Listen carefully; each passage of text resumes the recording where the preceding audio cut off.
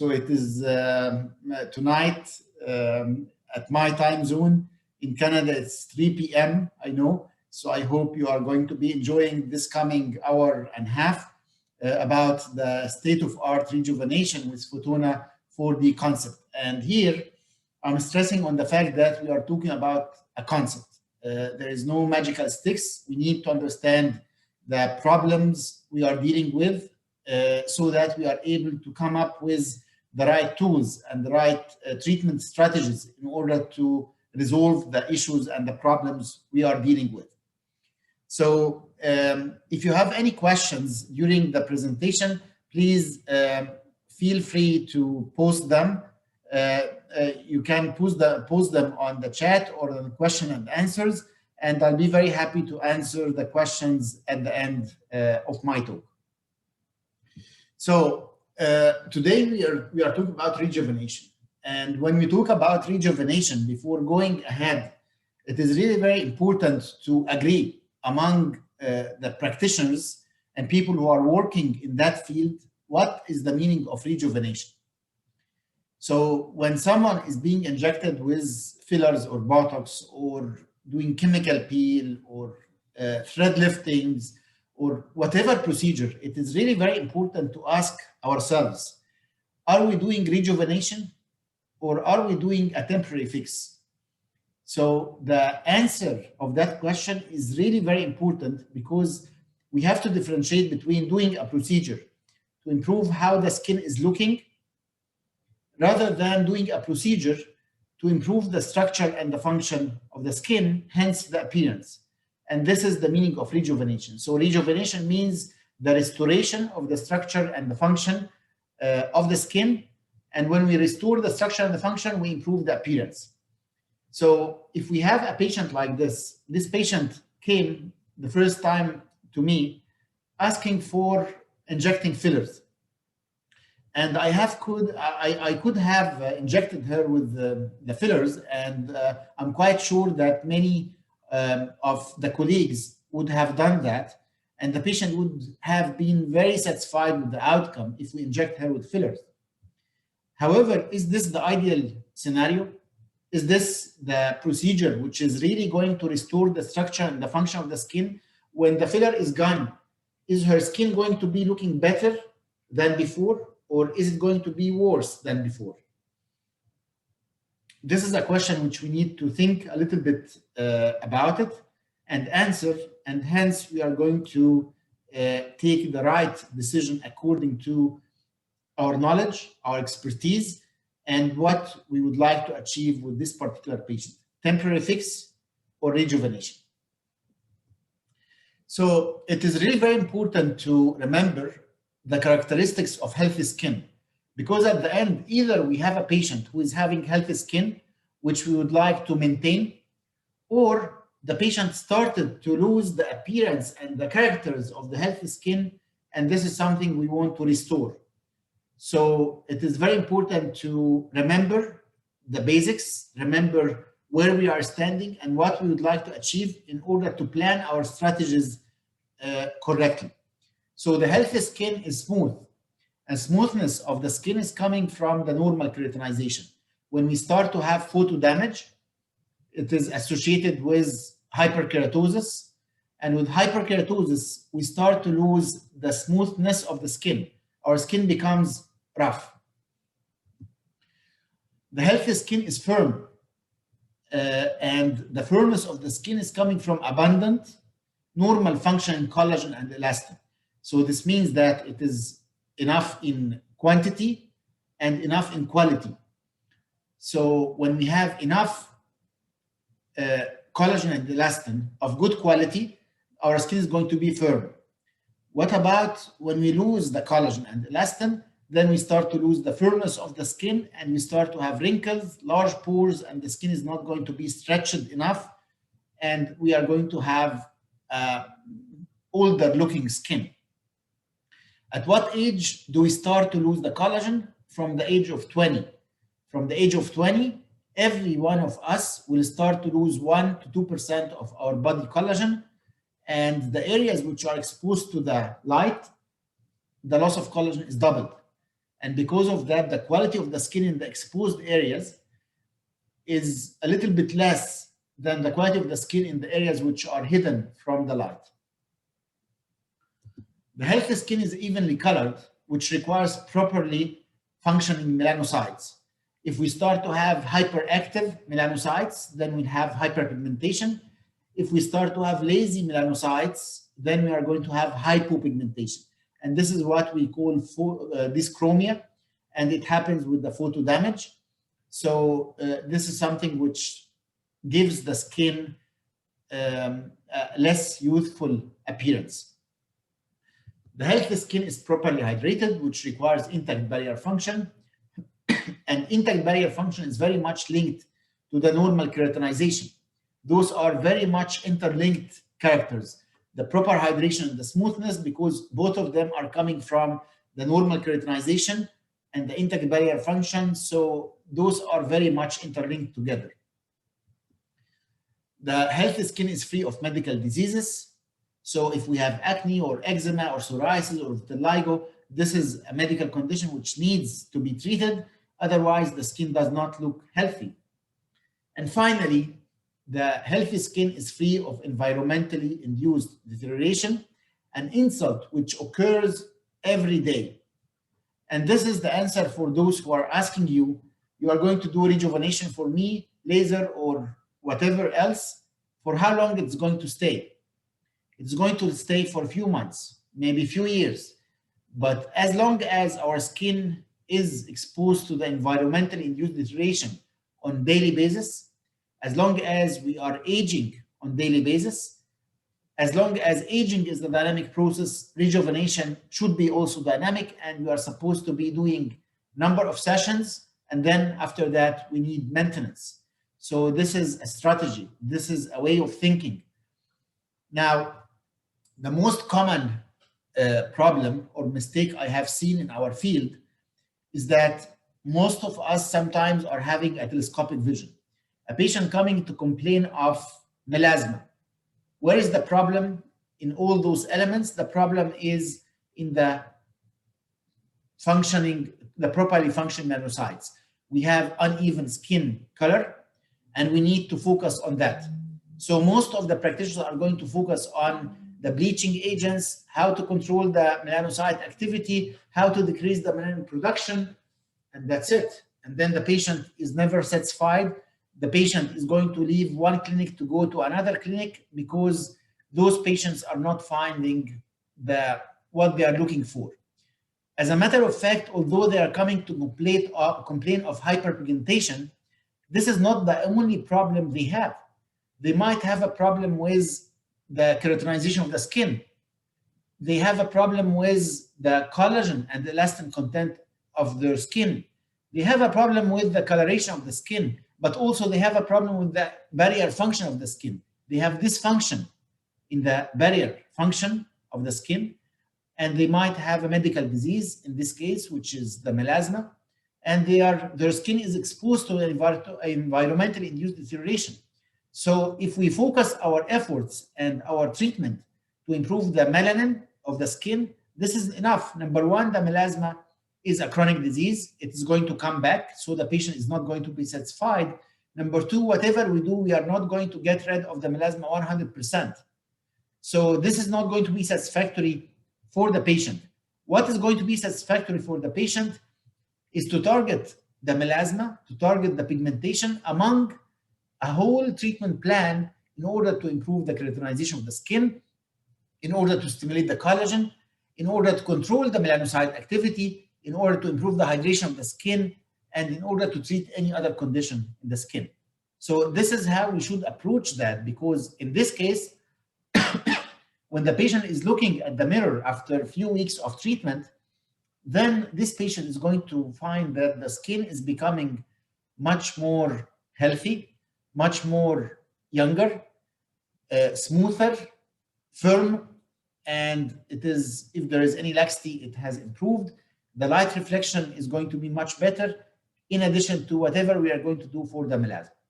So it's a strategy. The same applies if the patient is coming to complain of skin laxity or acne scars or large pores or wrinkles or whatever. We have to work on the skin, improve its characteristics in order to restore the structure and the function of the skin.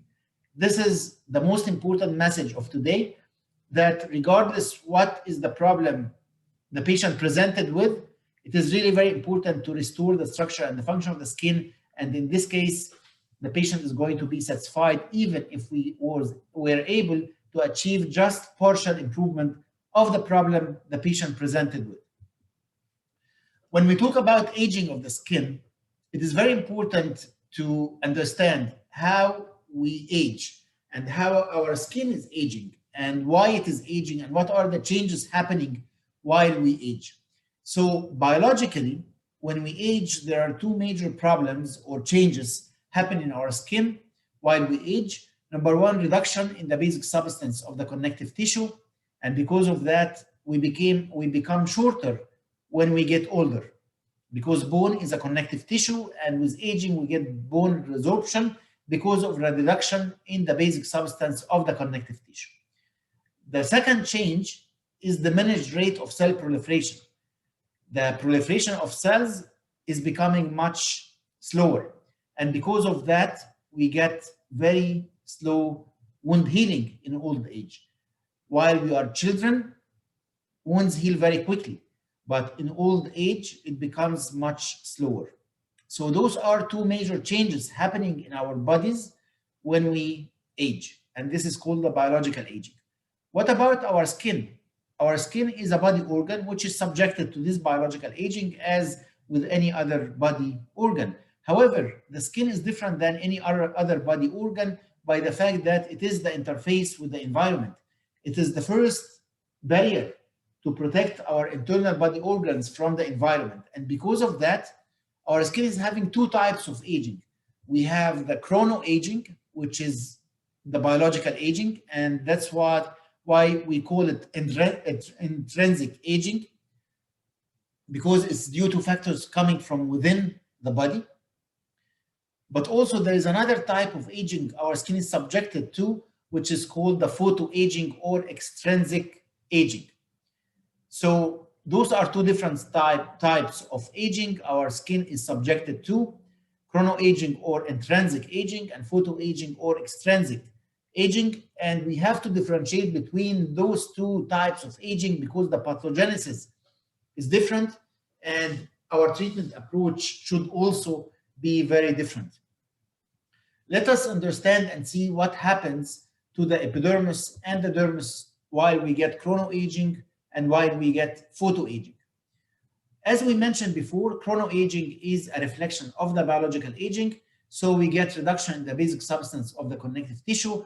We have connective tissue in our dermis, which is the collagen and elastin, and that's why we are going to see collagen synthesis reduction and loss of elastic fibers. When there is diminished rate of cell proliferation, the dermis is becoming thinner, and also the epidermis is going to have fewer cells, and this will end up with thinner skin. So in this case, our skin is atrophic, thin, delicate, and if we would like to correct this chronoaging, our main objective should be directed towards stimulation of the collagen. So in chronoaging, the main insult is collagen loss, and we need to do something in order to rebuild the collagen in our dermis. On the other hand, the photoaging is a protective mechanism where we are having an insult coming from outside. The skin is feeling that there is injury and there is harm, so it tries to protect itself by becoming thicker. So we are going to have hyperkeratosis at the level of the epidermis, and regarding the dermis, we are going to have thicker derms, stretched blood vessels in order to bring more nutrition, and inflammatory infiltrate. The cells of war are going to be migrating into the skin in order to protect the invasion from outside. So this is the photoaging, and if we would like to correct photoaging, then the main objective of whatever we are going to be doing is dealing with the hyperkeratosis, because hyperkeratosis is having a very bad insult and impact on the skin, as we are going to see in the next few slides. So this is the difference between the chronoaging and the photoaging. two different processes which needs different approach. Now, I have a question for everyone. Is it possible to have chronoaging without photoaging? And the answer is yes. Our skin, which is hidden from the light exposure, it is not going to have photoaging. It is going to be subjected only to chronoaging. It is going to lose the collagen and the elastin. It is going to be thinner and more atrophic, more delicate with age. The areas which are going to be exposed to the sun and to the light and to the injuries are going to have photoaging. And by the time we are having photoaging, the process of chronoaging is going to be ongoing. So there is no possibility of having photoaging without chronoaging. By the time we got photoaging, then we have also chronoaging.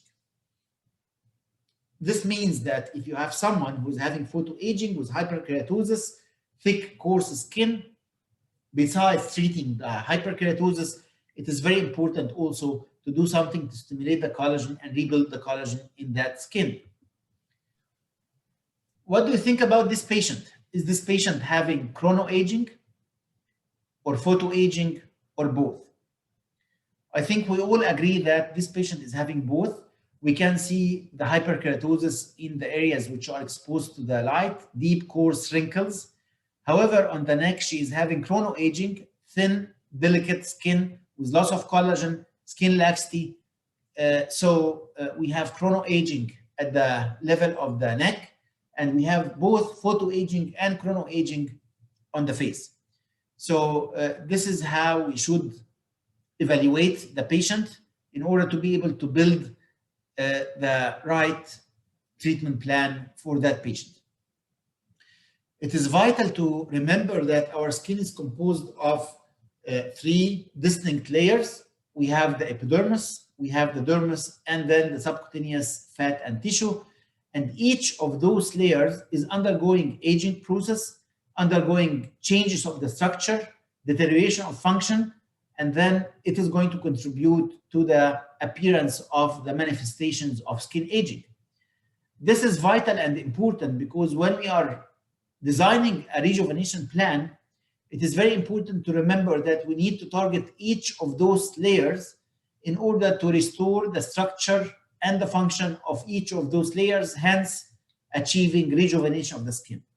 If we didn't do that, then we didn't do a good job. We will not be able to achieve the optimum outcome of whatever we are doing. If we start with the epidermis, it's important to remember that the normal healthy structure of the epidermis should be like this, composed of 35% corneocytes and 65% living cells. So this is the normal healthy composition of the epidermis with intact barrier function. With aging, with photoaging namely, we are going to have hyperkeratosis. The skin is feeling that there's injury coming, affecting the skin. So it tries to protect itself by increasing the population of the corneocytes. So the corneocytes population is going to increase from 35% up to 60%. And when that happens, it happens on the expense of the living cells, which are going to be diminished down from 65% down to 40%. When we have this structure of the epidermis, this patient is not going to come to tell us, I have hyperkeratosis. They don't know what hyperkeratosis means. It is our role as practitioners to diagnose hyperkeratosis and try to do something in order to correct it. Those patients are coming to tell you, my skin is looking dull. My skin is not viable. I don't feel that my skin is youthful anymore. This is the first comment. The second comment is that those patients are going to tell you, I'm using the best skincare products and the best brands, but nothing is working. Yes, nothing will work because when the skin is having hyperkeratosis, whatever active ingredients we apply on the skin is going to be absorbed by this thick layer of corneocytes, and whatever penetrates is going to find less number of living cells to work on. So this means that the efficacy of any active ingredients and any skincare products is going to be minimal. because it's going to be consumed by a thick layer of dead cells and very thin layer of living cells. So it is not going to be effective. So the second complaint is that they are not feeling that the skincare products are as effective as they used to be. The third comment is that they complain of skin dryness. Their skin is dry. And why is that? Because we have defective epidermal barrier function. When we have hyperkeratosis, the skin is not closed enough. The skin is like that. And instead of very good overlap between the corneocytes, they are overcrowded, so they are pushing each other very much, and this will create gaps and cracks, as we can see in this photo. And those cracks are going to allow transepidermal water loss. The skin is vaporizing the water. So with this, we are not going to be able to hold in the moisture. And when the skin is losing the water, it is losing the hydration. When the skin is losing the hydration, it loses the elasticity. And when the skin is losing the elasticity, we are going to have rough skin. The skin is not going to be smooth anymore. We are going to have large pores, and we are going to have fine lines and wrinkles just by increasing the transepidermal water loss and dryness of the skin. Let me show you a proof that impairment of the skin hydration will lead to impairment of the skin elasticity. I think this is a very popular photo. I have always showed this photo in order to highlight the relationship between the skin hydration and the skin elasticity. This is a baby, a child who's having gastroenteritis. And with gastroenteritis, this poor baby is losing fluids, vomiting, and diarrhea. So it's very important to teach the parents this test. So every now and then, they have to pinch the abdominal skin. If the abdominal skin does not retract, as we can see in this photo, this is a clear sign of dehydration. And this baby needs to rush to the hospital because this baby requires intravenous fluids. This is showing the impact of the skin dehydration on the skin elasticity. On a smaller scale, sometimes we perform that test. So we pinch the skin of the dorsum of the hand, and if it takes time to retract, then this is a sign of dehydration. So you can all perform that test. Most of you are going to see good retraction of the skin, which is a sign that you don't have major dehydration of the skin. However, it is very important to know that if the insult and the impact is on the cell level, as we can see under the microscope here, then there will be a degree of loss of skin elasticity, and this will be associated with impairment of the skin elasticity and impairment of the smoothness of the skin, which is going to lead to large pores, roughness, as well as fine lines and wrinkles. So it is really very important to remember that when we have this structure of the epidermis, which is going to be the case in most of us when we are not doing anything to take care of the epidermis, then we are going to have this structure. We need to treat this condition by any keratolytic procedure. This can be several things. It can be chemical peels. It can be the use of retinol containing products for 6 months. It can be by laser peel. It can be by mechanical peeling with procedures like silk peel, hydrofacial, mesojet, oxygeneo, and others. So this is actually what we need to do in order to restore the normal structure of the epidermis within short period. When that happens, we are going to improve the structure of the epidermis. We are going to enhance the proliferation of the living cells. So the function, the structure is going to improve, and this will make the skin much more viable. The absorption of anything we apply on the skin is going to be much better in this scenario, and the barrier function of the skin is going to be restored. So the skin is holding on in the moisture. The skin is going to become smoother, and it is going to be much better looking. In many cases, people are coming to complain of problems beyond the surface of the skin, it is our task to examine the skin. In most of the cases, we are going to see an impairment in the epidermal barrier function, which we need to work on in order to improve the epidermis. And this is going to be reflected very positively on any other procedure we are doing on the deeper layers of the skin. Because if I did something to stimulate the collagen or tighten the skin or improve the melasma, while I did not improve the epidermis, the outcome is never going to be optimal. So we have to remember that when we work on the dermis or the subcutaneous fat and tissue, it is very important to remember that the epidermis is insulted and affected, and we need to do something at the level of the dermis, the epidermis, as well as the other layers. Regarding the dermis, it's, as I mentioned before, we start to lose 1 to 2% of our body collagen every year, and the loss of collagen is going to be doubled in the areas exposed to the light. So it is very important to do something in order to compensate for the lost collagen by doing one of the procedures associated with collagen induction therapy. What are those procedures? We can use the dermal needling, we can use the fractional lasers, we can do the microneedling radiofrequency, and we can do the non-ablative lasers, antiag lasers, in order to stimulate the collagen. What about the deeper soft tissue? We get fat atrophy with aging, we get weakening of connective tissue support structures, we get some fat accumulation in certain areas and fat loss in other areas, and this is going to be reflected by visible effects like subcutaneous tissue shift, loss of volume, and localized fat pockets.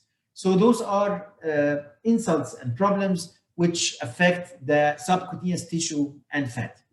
So it's very important at a certain point to address the subcutaneous fat and tissue.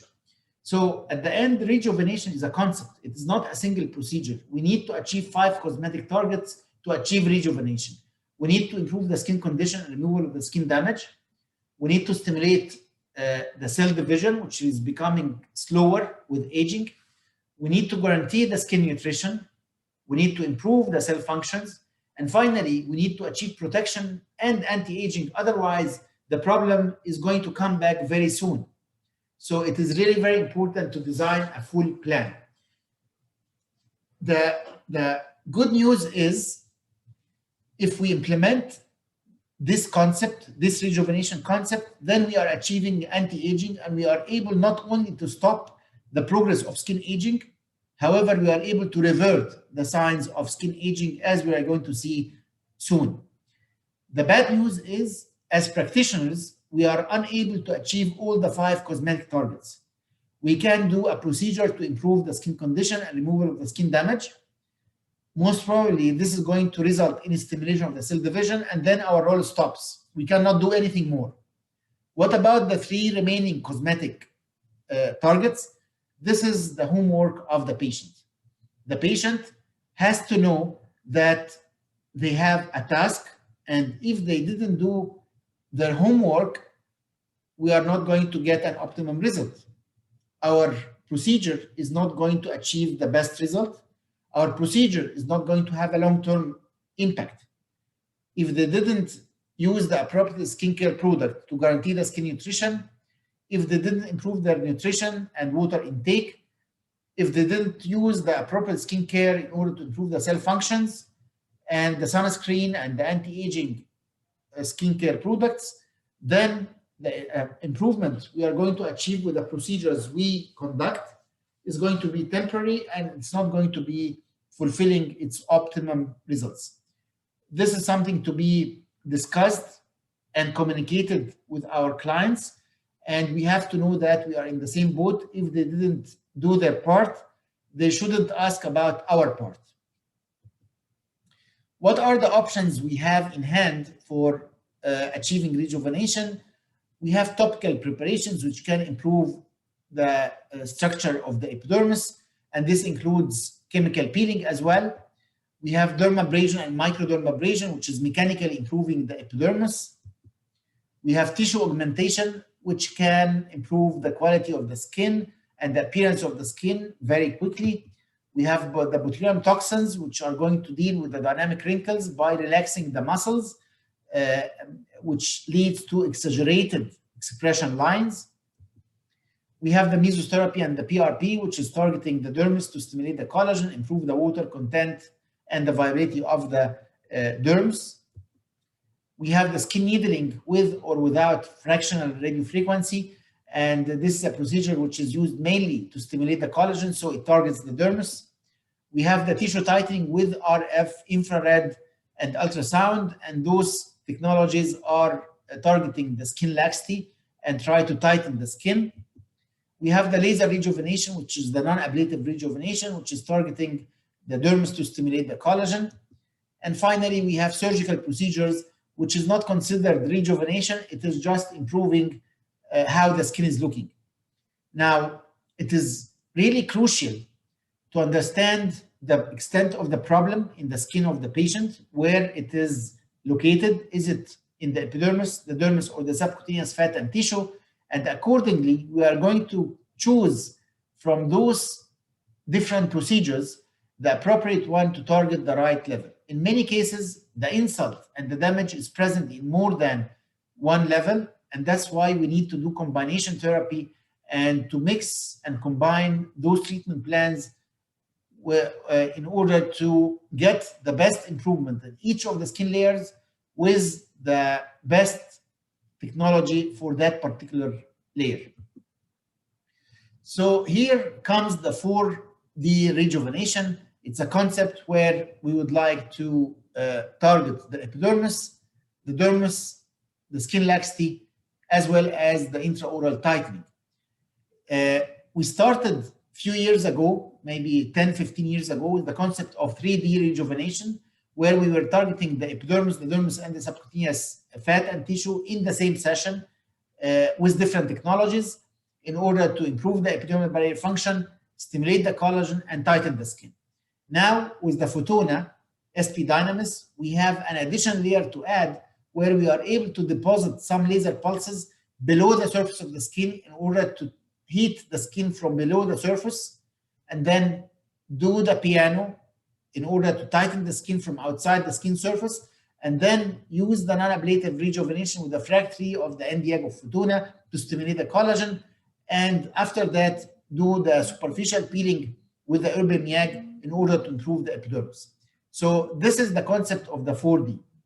The only place where we are able to treat and deposit heat below the surface of the skin is from inside the oral cavity, where we are able to use the long pulse herbal miag, the smooth mode of Fotona, in order to deposit heat, not affecting the surface.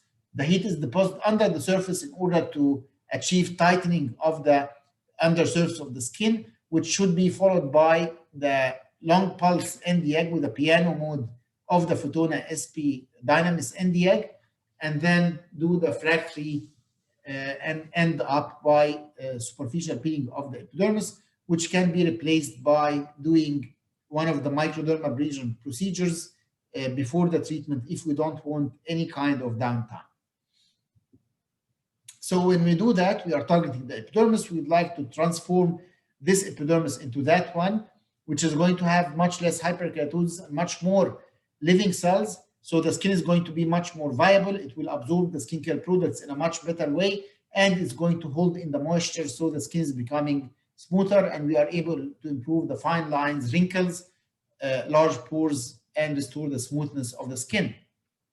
Then we need to target the upper dermis in order to stimulate the collagen. This can be done with the fractional lasers, as I mentioned. However, many people today are very dynamic and they're very sensitive for the down payment. So using the NDAG, which is non-ablative, which is associated with no downtime, might be an ideal scenario, especially when we are dealing with darker skin people or people who are tanned, as this procedure is associated with zero downtime. Erythema for 10 minutes, and that's it. And then if there is skin laxity, it is very important to do some tightening of the skin. It is not correct to pay attention in such patient to improve the epidermis and stimulate the collagen and forget about the skin laxity. When we do that, the skin is going to be much younger, and we can see very significant skin tightening with this simple procedure which is the 4D. So some quick facts about non-surgical facial rejuvenation. We need to achieve a minimally invasive procedure, which is associated with little to no downtime. We can smooth the wrinkles, restore the volume, tighten the sagging skin, improve tone and texture, and treat sun damage at the same time. This is what we would like to achieve in the non-surgical facial rejuvenation. Now, when we talk about Fotona 4D, this is a non-invasive laser facelifting. We are able to achieve laser tightening and volumization without injectables. In this case, it is non-invasive. There is no downtime. We are able to achieve full thickness contraction of collagen, and by that, we are able to improve the wrinkles and the skin texture at the same time. So as we can see, for different problems, we are having different options. However, when we look at the 4D, we can see that the 4D can improve and minimize the sun damage and age spots. It can reduce the expression lines by improving the skin tone. It can reduce the mild jowling. It can tighten the neck, definitely. It can rejuvenate the sagging brow or eyelids by tightening. For the smooth facial wrinkle and folds around the eye, we are able to use the smooth eye around the eye, and also the upper chest, we can improve it with the 4D. So for the lip, we can use the lip lace. So we can see that there are so many things which we can use the 4D for. So this is a technique where we are having two laser wavelengths, the ERBIMYAG and the Nd:YAG, and we have 4 treatment modes in order to target the different layers of the skin. We are able to achieve comprehensive approach to the rejuvenation from 4 different levels of the skin, and we are able to target the deeper medial and superficial connective structures of the skin, as well as targeting the imperfections. What about the intraoral tightening? This is a non-ablative ERBIMYAG intraoral treatment for controlled and gentle bulk heating to stimulate collagen contraction. Overall improvement of tightness and elasticity in the treated tissue is achieved. Plumbing effect to the nasolabial folds from inside, much like a filler. Here it's very important to remember that when we are using the ERBIMYAG, if we are using short pulse and high fluence, we achieve ablation. Whereas if we are using subablative fluence, so low fluence, in long pulse train, we are able to get heating to the tissue, as we can see here in this graph. And this is a video which is showing that if we are using short